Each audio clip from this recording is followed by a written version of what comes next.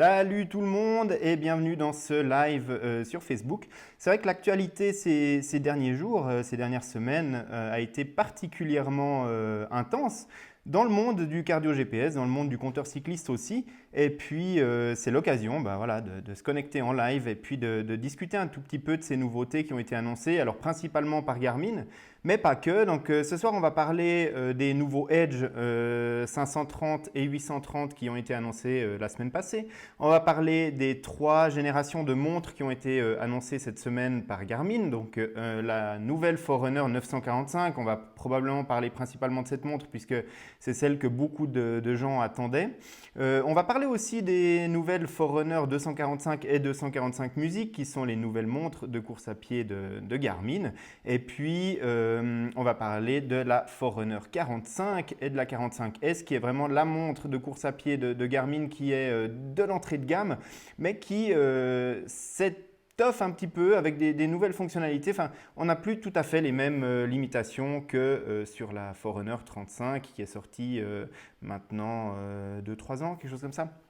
Donc, voilà un petit peu le sujet de discussion. Et puis surtout, il y a quelque chose qui est très intéressant qui est arrivé cet après-midi. C'est l'annonce de Wahoo Fitness d'un nouveau compteur Element qui s'appelle le Roam, qui reprend donc dans les grandes lignes les caractéristiques du Element, mais qui apporte un écran couleur et puis des fonctions de navigation plus avancées. Donc, c'est intéressant de voir qu'on a les Edge 530 et Edge 830 qui sont sortis très récemment. Et puis juste derrière, Wahoo Fitness qui annonce le Element Roam qui va être une sérieuse alternative au compteur de Garmin parce que Garmin propose des compteurs cyclistes qui sont complets qui sont complets, qui ont de la cartographie qui est plutôt avancée dessus. Mais le Edge 530 qui est relativement intéressant, mais au niveau de la carto et de la navigation, il est quand même relativement limité. Donc Wahoo va peut-être réussir à se trouver une place, un segment là sur ce marché pour venir titiller Garmin avec le Roam qui a vraiment des cartes à jouer et des arguments très intéressants. Et puis bien sûr, dans ce live ce soir, eh bien, on va aussi répondre à vos questions qui arrivent déjà dans le flux à côté de cette vidéo. Et là, je vois des questions. À quand les nouvelles mises à jour pour la Vantage? Il y a eu une mise à jour, alors soit qui vient de sortir, soit qui va arriver dans les prochains jours. Je ne suis plus vraiment très sûr du calendrier, mais voilà, qui n'apporte pas grand-chose en termes de fonctions très visibles, mais qui devrait de manière assez importante améliorer la qualité et la précision du GPS des montres Vantage. Donc on verra ce que ça donne. Je pense que je vais faire quelques comparatifs et quelques tests ce week-end avec ce nouveau firmware et donc voir un petit peu ce que ça donne. Maintenant, on sait que Polar ne va pas apporter un niveau fonctionnel énorme à chaque sortie. Et puis, Polar, sur le plus long terme, a annoncé des sorties de firmware supplémentaires pour la Vantage avec, sur la Vantage V, par exemple, les segments Strava. Mais ça, c'est de la musique qui va arriver plus tard. On parle de fin d'année 2019. Donc, pour les segments Strava, typiquement sur la Vantage V, il va falloir être patient. Et puis bien entendu, la Vantage M ne bénéficiera pas de cette mise à jour. Ça, Polar avait été clair au moment où ils l'ont lancé. Hein. Pas de navigation, de suivi d'itinéraire, juste le retour au départ. Et pas de segment Strava malheureusement sur la Vantage M. Donc voilà pour les Vantage. On va commencer peut-être, si vous le permettez, avec les compteurs Edge qui ont été annoncés la semaine passée. Alors, juste avant de parler de ça, s'il y a des problèmes d'audio, s'il y a des problèmes de diffusion vidéo, vous n'hésitez pas à me faire signe parce que c'est la première fois que je fais un live depuis mon ordinateur portable. Avant, je faisais ça depuis mon smartphone. Je cliquais sur le bouton puis ça partait. Là, il y a un peu plus d'options pour le live sur Facebook à partir de mon ordinateur. Alors, ça permet des trucs cool, comme par exemple, vous avez pu voir que j'ai mis un compte à rebours avant le live. Comme ça permet aux gens gentiment de rejoindre le live avant que ça démarre. Moi, ça me permet aussi de régler mes niveaux d'entrée sur les micros. Mais si vous entendez que ça sature au niveau du son ou alors que vous n'entendez pas assez fort ou alors que la vidéo, ça ne va pas, vous me faites signe. Et puis, dernier point avant d'entrer dans le vif du sujet, c'est que cette vidéo, on la retrouvera évidemment archivée sur la chaîne YouTube. Donc si vous n'avez pas le temps ou que vous la prenez en route, ou voilà, vous la retrouverez dans son intégralité sur YouTube, probablement dès demain, ou en tout cas clairement avant ce week-end. Voilà pour les aspects techniques. Donc Garmin a annoncé la semaine passée deux nouveaux compteurs cyclistes, le Edge 530, le Edge 830. On attendait, en tout cas moi j'attendais le Edge 830 parce qu'il n'avait pas été renouvelé depuis longtemps. Le 530 peut-être un petit peu moins parce qu'on a eu droit au 520 plus l'année passée, et donc du coup je me suis dit bon, est-ce qu'ils vont sortir une nouvelle version maintenant qu'ils ont rafraîchi le 520 il y a seulement quelques mois. Mais effectivement, voilà, il y a les deux générations qui arrivent, et tant mieux, ça fait des choix en plus pour les personnes qui doivent changer de compteur cycliste. Et le 830 par contre qu'on attendait. Alors personnellement, je suis un petit peu déçu par l'annonce de ces deux compteurs cyclistes, je dois bien vous le dire. Alors, pour plusieurs aspects. Le premier, c'est qu'on n'a toujours pas des fonctions de navigation dignes de ce nom sur le Edge 530, et je trouve ça dommage parce que voilà, Garmin bride, limite volontairement ce compteur qui n'est pas le compteur d'entrée de gamme. Le compteur d'entrée de gamme, c'est le Edge 130. Donc là, on est déjà sur un prix qui est quand même relativement élevé pour un compteur cycliste. Et puis, voilà, c'est du suivi d'itinéraire, mais il n'y a pas de recalcul de route sur le compteur lui-même. Il n'y a pas de définition d'itinéraire sur le compteur lui-même. Et puis, il n'y a pas de navigation sur des points d'intérêt définis pendant qu'on est en train de faire sa sortie. C'est-à-dire que je ne vais pas pouvoir demander à mon compteur voilà, de suivre un itinéraire prédéfini. Non, justement, je vais pouvoir lui demander de suivre un itinéraire prédéfini, mais je ne vais pas pouvoir lui demander tout d'un coup, en plein milieu de ce parcours, ah ben tiens, maintenant j'aimerais passer par tel ou tel village ou telle adresse, ou voilà, lui donner des variantes ou recalculer un itinéraire sur le compteur, et ça je trouve ça vraiment dommage. Alors c'est des fonctions qui sont sur le Edge 830. Le Edge 830 aussi, je trouve qu'il y a un problème, vraiment un problème pour moi, c'est que je n'aime pas cette façon qu'a Garmin, déjà avec le Edge 820, de nous forcer à utiliser leur interface tactile qui, dans certains cas, sur un vélo, n'est pas pratique du tout. Alors, il y a moyen, clairement, pour eux de mettre des boutons autour de ce compteur et puis de nous laisser choisir. Mais est-ce que je veux utiliser l'écran tactile lorsqu'il fait beau, que j'ai des gants qui ne m'empêchent pas de manipuler le compteur, ou que j'en ai envie, mais si je roule sous la pluie ou que j'ai des gants qui me couvrent les doigts, ou que voilà, je veux pouvoir manipuler mon compteur avec des boutons. Et Garmin, voilà, ils ont fait le choix. Maintenant, on vous impose le tactile, qui marche très bien ou pas, c'est pas le problème. Alors en plus sur le Edge 820, il marchait pas le tactile, donc c'était épouvantable. Mais là, même s'il marche bien, quand j'ai des gants ou quand je suis sur un VTT et que j'ai envie de faire défiler des écrans de données sur mon compteur, je suis beaucoup plus précis en appuyant sur des boutons. Et voilà, Garmin nous force à utiliser son écran tactile, et je trouve ça vraiment dommage. Alors justement, on a des questions sur ces compteurs. Ton avis sur le Edge 530, la différence de prix de 60 € avec le Edge 520 est justifiée? Alors, ça dépend à combien on estime la valeur des fonctions comme Climb Pro qui sont arrivées sur le compteur Edge 530. Qui n'était pas sur les compteurs précédents. Moi, ce qui est certain, c'est qu'à titre personnel, j'ai un Edge 520, donc je suis content, et je ne vais pas acheter le Edge 530 pour remplacer mon Edge 520. Donc voilà, je vais clairement avoir un Edge 530 en test. Je vais faire le test complet, mais je ne compte pas changer le Edge 520 que j'utilise maintenant pour mes sorties sur route ou sur VTT avec un Edge 530. Je trouve que réinvestir après un Edge 520 dans un Edge 530 au vu de la faible différence fonctionnelle ne vaut pas la peine. Mais c'est mon avis à moi et c'est mon utilisation à moi. Et quelqu'un qui fait des longues sorties et qui a envie du Power Pack, vous savez, la batterie externe qu'on peut fixer directement sous le support de Garmin, et puis qui va permettre de recharger directement le Edge sur le vélo qui va nous offrir donc une autonomie beaucoup plus grande. D'ailleurs, l'autonomie est meilleure aussi sur le 530. Ben voilà, c'est des choses qui peuvent faire que les 60 euros ou la différence de prix qui est entre le Edge 520 ou le 520 Plus qu'on trouve maintenant et qui va forcément baisser au niveau du tarif vu que les nouveaux sont arrivés par rapport au Edge 530. Donc ça dépend vraiment de chacun. À titre personnel, je ne pense pas que ça fait la différence. Mais encore une fois, ça fera partie du test de fond en comble qui sera publié sur le site quand j'aurai vraiment manipulé ce compteur pendant plusieurs semaines sur mes différents vélos pour me rendre compte vraiment comment ça marche et puis quelle est la différence fonctionnelle. Mais personnellement, j'ai Climb Pro sur ma Fenix 5 Plus. Honnêtement, je ne l'utilise pas tant que ça. Enfin, ouais, je trouve ça pratique dans quelques situations précises, mais bon, voilà, je ne passe pas tous les jours à utiliser Climb Pro. Donc voilà pour la différence. Le Edge 830, je me réserve encore la possibilité de le tester pour voir si l'écran tactile est utilisable.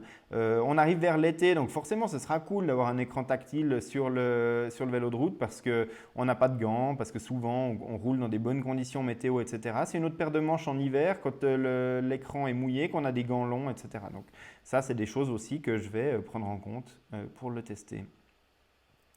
Donc je reçois des commentaires, on me dit que c'est nickel l'audio, donc je suis content. Ben voilà, ça marche mieux apparemment sur le laptop. Donc à l'avenir, on fera des lives. Je vais essayer d'en faire un petit peu plus souvent. Et puis je vais utiliser le laptop, ça a l'air de marcher très bien. Ensuite, je passe un petit peu les questions. Donc là, on a des questions qui arrivent sur les montres qui ont été annoncées. Donc on va revenir là-dessus dans quelques secondes. Maintenant qu'on est sur les compteurs cyclistes, on va parler du Wahoo Fitness Roam. Donc je vous ai dit que j'utilise à titre personnel principalement un Edge 520 sur mon vélo, donc aussi bien sur le vélo de route que sur le VTT. Et puis j'utilise un petit Edge 130 sur le vélo de chrono parce que juste entre les deux aérobars, il est juste parfait. Et puis il affiche juste les informations dont j'ai besoin quand je suis en mode contre-la-montre ou en mode compétition au triathlon. Donc voilà, donc j'utilise ces deux compteurs. Et quand il a fallu décider si je changeais de compteur pour cette saison 2019, etc., j'ai gardé le Edge 520, mais j'ai quand même longtemps réfléchi de savoir si j'allais passer sur le Element Bolt de chez Wahoo Fitness, tout simplement parce que je trouve que ce compteur il est vraiment intéressant, il a vraiment un aspect intéressant, c'est la possibilité, vous savez, de zoomer sur les champs de données à la volée, c'est-à-dire que les pages de données sont structurées très différemment de chez Garmin, c'est-à-dire que je peux afficher soit un gros champ de données tout seul ou alors 3 champs de données avec une bonne visibilité. Et puis simplement par pression sur le bouton, augmenter le nombre de données que je vais retrouver sur le Edge, sur le compteur Wahoo. Et puis en plus, il a une carto mondiale gratuite que je peux télécharger à la demande. Donc ça, c'est vraiment un aspect très intéressant de cette philosophie qu'ils ont chez Wahoo. Il y a un autre côté un petit peu moins cool, c'est qu'ils n'ont pas vraiment de plateforme d'analyse, c'est-à-dire qu'on doit utiliser des services externes. Alors personnellement, ce n'est pas vraiment un gros problème parce que j'utilise Training Peaks. Alors Strava, je l'utilise parce que je partage certaines de mes sessions sportives et j'accepte chacun de vous, par exemple, qui vient se connecter à mon compte Strava. C'est avec plaisir que je vous partage ça, mais je ne partage pas tous mes entraînements. Et puis, je ne fais pas forcément d'analyse poussée de mes séances d'entraînement sur Strava. Mais voilà, Training Peaks, ça fonctionne bien avec le Wahoo Element, mais quelqu'un qui n'aurait pas de compte de ce type-là, c'est un petit peu plus limitatif. Mais pour le reste, je trouve qu'il est très intéressant ce compteur Wahoo. Et là, d'avoir le Element Roam qui sort aujourd'hui, qui est annoncé avec un écran couleur, et puis surtout avec des fonctions de navigation dignes de ce nom. Donc, il se tient à 50 € près avec le Edge 530 qui a été annoncé la semaine passée. Donc, au niveau du choix, c'est à peu près la même chose. Et puis, on a de la navigation sur le compteur, c'est-à-dire que sur le compteur, je vais pouvoir lui demander de me rediriger, rerouter vers tel point d'intérêt, vers tel village, etc. sur ma carte. Je vais pouvoir changer d'itinéraire à la demande. Et puis, bien évidemment, il va reprendre les fonctionnalités de suivi d'itinéraire qu'on connaît sur les anciens modèles Element et qu'on connaît aussi chez Garmin sur le 530. Donc ça, c'est quelque chose qui est intéressant et puis c'est vraiment quelque chose à suivre. Donc immédiatement après l'annonce de Wahoo, j'ai envoyé un mail à mes contacts chez Wahoo pour savoir quand, comment, où ça allait se passer pour un test de ce compteur. Et puis c'est déjà sur les rails. J'espère que ça ira vite. Avec Wahoo, c'est souvent un petit peu plus compliqué. Enfin, d'ailleurs, ces temps avec Garmin, c'est aussi compliqué. Enfin, voilà. C'est compliqué d'être blogueur sur les technologies dans le sport parce que voilà, c'est toujours compliqué d'avoir des trucs en test, mais ça va se faire. Et puis, je vais tester aussi de manière approfondie ce compteur Wahoo pour proposer aux lecteurs de nakan.ch un test complet pour qu'ils se rendent compte qu'il y a probablement maintenant une alternative crédible au compteur de Garmin sur le segment cycliste.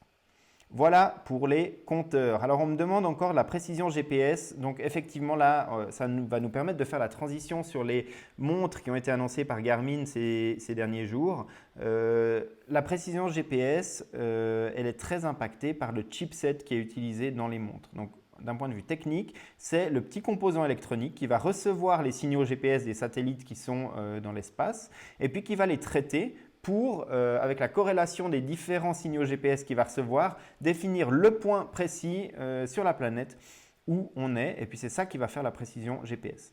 Et Garmin a changé récemment drastiquement sa politique, c'est-à-dire qu'au début des produits Garmin, quand j'ai commencé à les tester, Garmin s'approvisionnait, comme la plupart des fabricants, chez Sirf, qui était un des leaders et un des fabricants de chipsets GPS les plus précis du marché.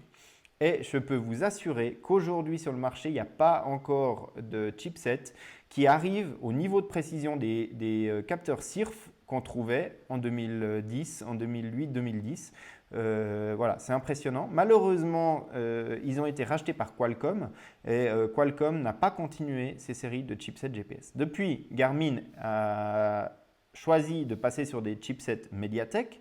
C'est des choix qui ont été critiqués quasiment depuis 2011-2012 jusqu'à aujourd'hui parce que la précision des produits Garmin en GPS était moins bonne après. Alors Garmin a mis plein de moyens en œuvre et sur la Fenix 3, elle a lancé l'antenne EXO, donc l'antenne qui fait partie du cadran métallique de la montre, donc pour essayer d'avoir une précision qui est meilleure.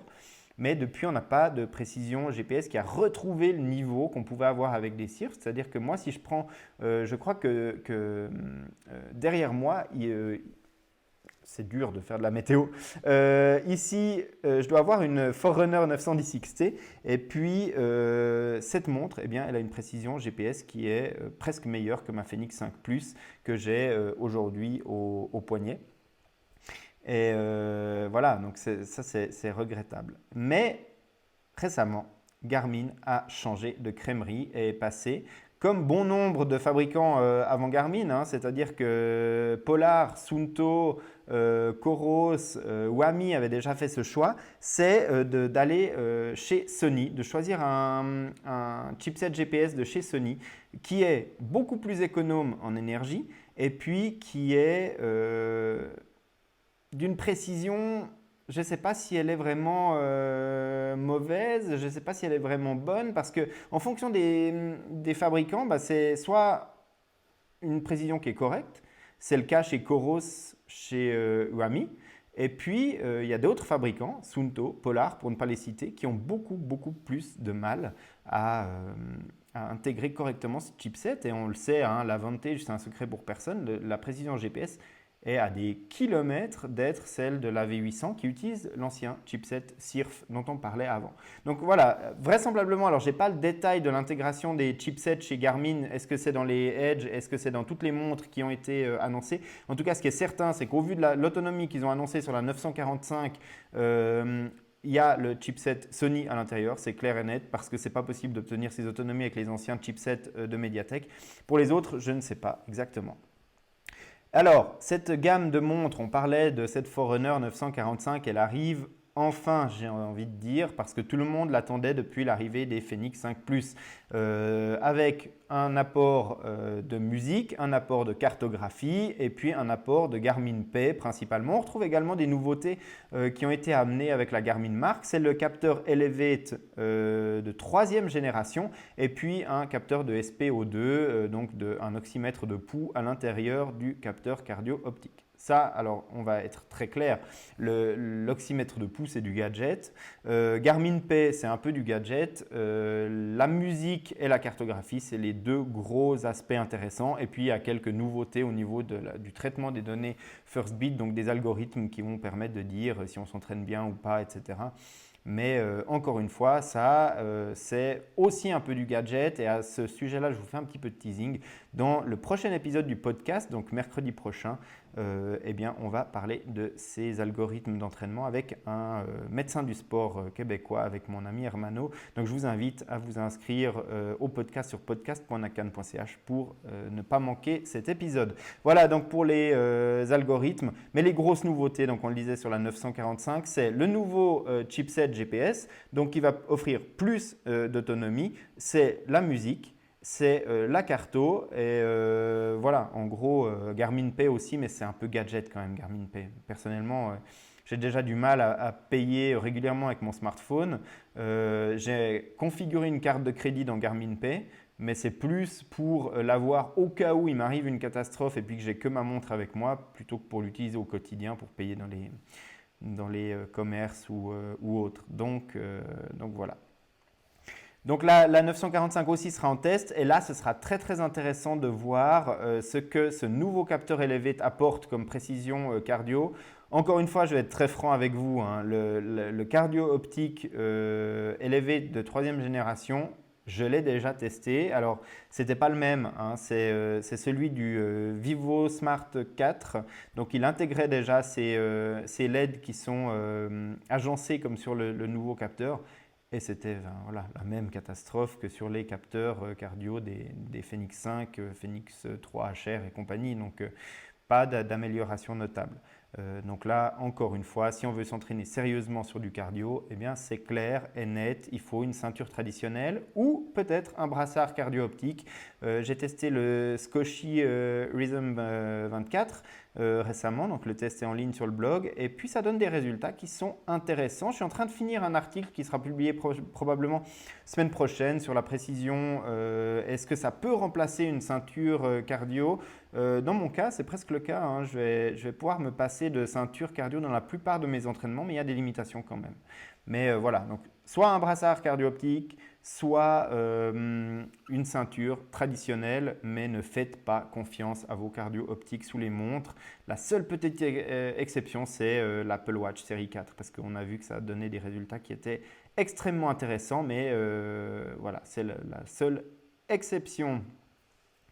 Donc je vois que Philippe nous dit que la musique ne l'intéresse pas sur la Forerunner 945 ou alors voilà. Précision, rapidité du GPS, ben là c'est clair, hein, il va falloir attendre d'avoir le matos en test et puis partir courir dans les bois autour de chez moi, dans des terrains boisés et puis voir un petit peu ce que ça donne au niveau réception GPS. Autre question de Philippe, est-ce que ce compteur Wahoo vaut le coup? Eh bien, encore une fois, la précision GPS, ce sera que sur le test que je vais pouvoir le voir. C'est clair que sur les datasheets sur le site internet, impossible de savoir comment ça va se passer au niveau de la précision. Tu reçois quand la 945? Quand Garmin voudra bien l'envoyer. Pour l'instant, c'est silence radio chez Garmin, donc je ne sais pas. Je la recevrai quand je la recevrai et puis je la testerai quand je l'aurai reçue. Donc on va faire ça comme ça et puis en attendant je testerai d'autres trucs. De toute façon il y aura de l'actu sur nakan.ch. Donc rassurez-vous. Et puis passeras-tu au test des capteurs de puissance pour le vélo? Alors pourquoi passeras-tu au test des capteurs de puissance pour le vélo? Sur nakan.ch on a déjà les tests des Garmin Vector des générations qui ont été passées. J'ai fait un test du PowerTap G3 et puis je suis en train de faire un test des capteurs Stages. Voilà, il y a aussi le test des capteurs de puissance KO Power, donc de chez Polar.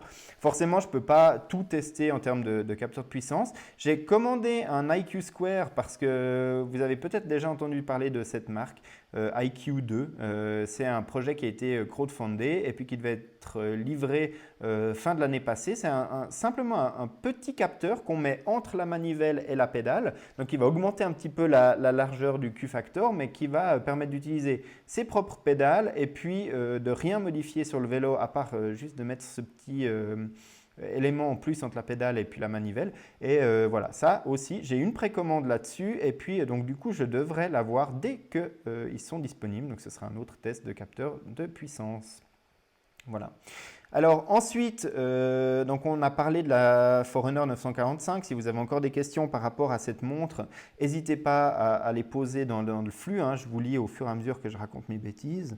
945 et 5X Plus, bah voilà, la 945 elle se rapproche de la 5X dans le sens où on a ce capteur SPO2 maintenant, donc de saturation d'oxygène qui va venir en plus dans le capteur Elevate.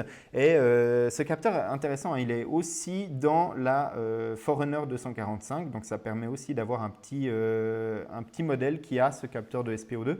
Maintenant, à quoi ça sert concrètement? Alors ça, c'est vraiment la bonne question. Je pense que c'est pour briller en société, hein. Quand vous êtes le soir autour d'un souper un peu mondain, vous pouvez dire, hey, les gars, moi je suis à 99% ou 99% de saturation d'oxygène, et puis sûrement que j'ai une plus grosse que la vôtre. Après, au-delà de ça, si vous faites vraiment des sports de montagne, probablement que ça va peut-être aider à savoir si on s'acclimate correctement en altitude, mais sinon, moi au quotidien, franchement, je ne vois pas vraiment d'utilité. Par contre, attention, j'ai un oxymètre de pouls alors qu'on m'a certifié de précision médicale qui m'attend pour tester tous ces bidules. Donc, je vais mesurer ma saturation vraie avec ce capteur spécifique et puis on verra ce que donnent les montres à côté pour savoir si on peut s'y fier parce qu'on sait que des fois, ces capteurs, ils disent des bêtises. Donc ça va permettre de les tester. Alors, dans les autres questions, peu de différence entre 945 et 5X Plus, peu de différence, oui, non. Donc, il y a la taille de la montre, il y a le poids de la montre, il y a le prix de la montre, et puis au niveau des fonctionnalités, c'est à peu près pareil.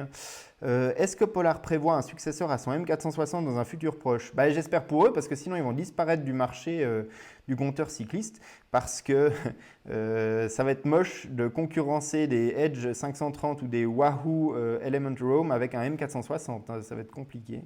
Donc j'espère qu'ils sortent quelque chose de plus récent que le V650 pour concurrencer un petit peu ces compteurs avec Carto. Donc maintenant, on va parler un tout petit peu de la Forerunner 245 et de la version musicale de cette montre de milieu de gamme de course à pied. Donc là, on sait un capteur SPO2, on a le capteur Elevate de 3e génération, on a un modèle avec et un modèle sans musique. Donc les personnes qui ne sont pas intéressées par de la musique, vous pouvez sans autre payer 40 ou 50 euros de moins, je ne sais plus, 30 euros, 40 euros, ouais, quelque chose de moins cher. Et puis, vous avez aussi les fonctions de course à pied qui sont inclus là-dedans. Donc, la Forerunner 245, elle a quelque chose de très intéressant, c'est qu'elle reprend des profils sportifs quasiment complets. On retrouve un profil de natation en piscine, malheureusement pas de natation en eau libre dans la Forerunner 245 et la Forerunner 245 musique. Et puis, sinon, que dire de plus sur cette montre? On a un énorme défaut sur cette montre. Je vais faire de nouveau un petit peu le rabat-joie, mais Garmin n'a pas intégré d'altimètre barométrique dans ses montres 245. Quand on sait que le fonctionnement de la mesure de puissance avec la ceinture HRM Run ou HRM Tri ou alors le Running Pod fonctionne qu'avec un altimètre barométrique, ça veut dire que la solution full Garmin pour avoir de la puissance en course à pied, eh bien malheureusement, elle ne fonctionnera pas sur les 245. Et ça, c'est très dommage parce que voilà, ça faisait une solution pas trop chère pour les propriétaires de Forerunner 245 pour utiliser la puissance en course à pied. Mais là, du coup, ça nécessite de fait d'acheter un capteur Stride pour bénéficier de la puissance en course à pied. Et donc, du coup, c'est un petit peu dommage parce que c'est un peu plus cher. Et donc, voilà, c'est vraiment une petite erreur de la part de Garmin, en tout cas de notre point de vue. Voilà, c'est une petite erreur.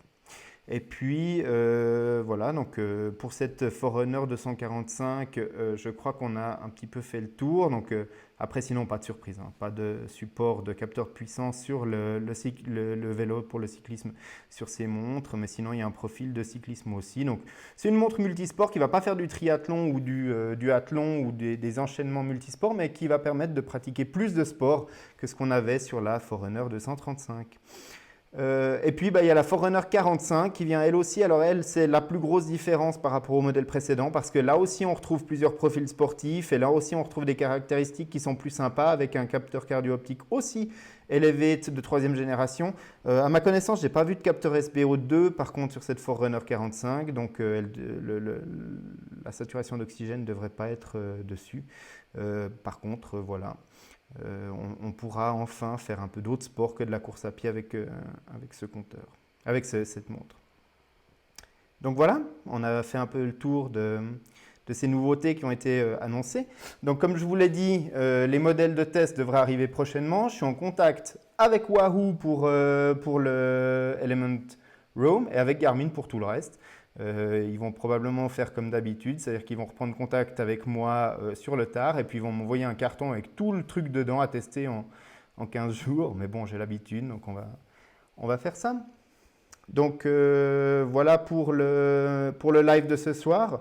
Le temps passe à une vitesse incroyable. On a déjà fait presque 40 minutes de live. Je n'ai pas vu le temps passer. Je vous remercie pour votre participation ce soir. Et puis, je vous donne rendez-vous très très bientôt sur le site, sur le podcast, sur la chaîne YouTube. Enfin bref, tous les vecteurs de nakan.ch. Voilà. Merci et à bientôt.